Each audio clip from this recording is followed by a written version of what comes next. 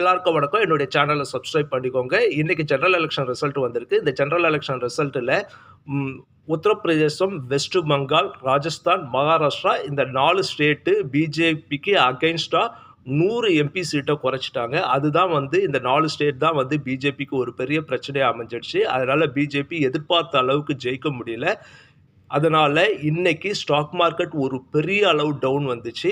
இந்த டவுன்னு நான் ஏற்கனவே என்னுடைய சேனல்ல ஒரு வீடியோல சொல்லியிருந்தேன். பிஜேபி ஆட்சி அமைக்கவே முடியாது அப்படின்ற சூழ்நிலை வந்தா ஸ்டாக் மார்க்கெட் டவுன் ஃப்ரீஸே ஆகும்னு சொன்னேன். கிட்டத்தட்ட டவுன் ஃப்ரீஸ் கிட்ட போய் ரெக்கவரி ஆயிடுச்சு. இது ஏன் ஆச்சு அப்படின்னா, பிஜேபியால கவர்மெண்ட் ஃபார்ம் பண்ண முடியும் அப்படின்றதால இந்த ரெக்கவரி கிடைச்சிருக்கு.